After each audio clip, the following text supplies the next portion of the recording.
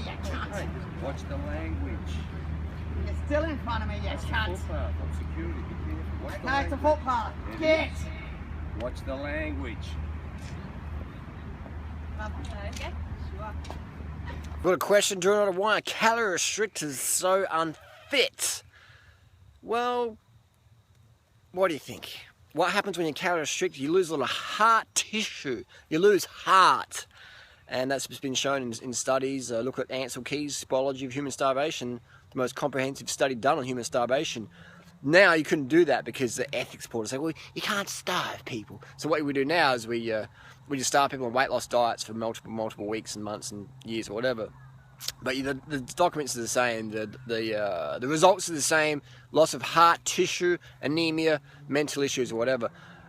It's a common fact that even in the raw food movement, vegan movement, there's some calorie restrictors out there. There's a minority. It's a minority, but there's still people out there who go, oh, don't eat too much and feeling doing right or wrong. Like I couldn't keep up with them for like a minute on the bike or running, but they're wrong.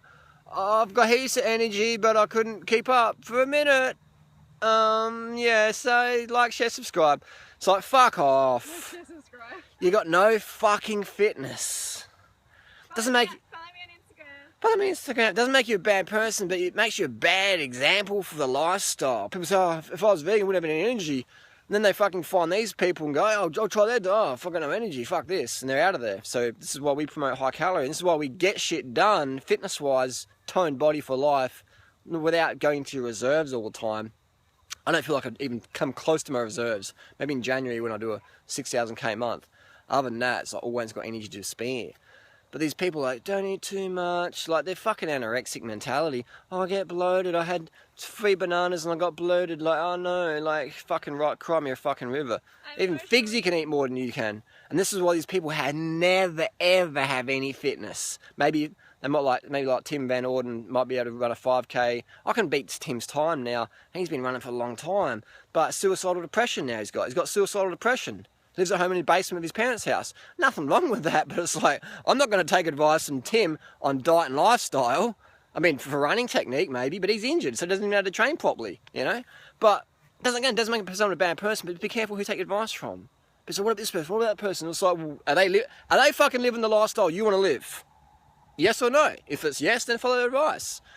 People say, oh, but, you know, such and such, like, you know, the pro athlete doesn't eat much, or whatever, the breatharian. People often bullshit as well. Like there's that, what's her name? What's that name, Freddie? Belle Gibson? Recently, the Belle Gibson, I don't know if you know, the US girl who in Australia claimed she had terminal cancer, was just basically a fraud. People lie for various reasons. I'll do another video on that. I'm not saying she's a bad person, but you got to understand, people lie to get attention, do things on social media, whatever. So someone might say, I'm doing this diet, like I don't eat much, but they're fucking smashing in the calories or whatever. Even in running and cycling circles, people often say, oh, I just had like a handful of food for dinner. They just do it to fuck with their opposition's head. And then they starve, then they fuck up, and it's just game over. But in the raw food movement, people you know can hang out with and see their daily vlogs when they're eating as little. You know that they're fucking nut jobs to be around. You know they've got no fitness. They're nut jobs to be around. No fitness, nut jobs to be around. Maybe a little bit of fitness for a 5k maybe, but no real stamina.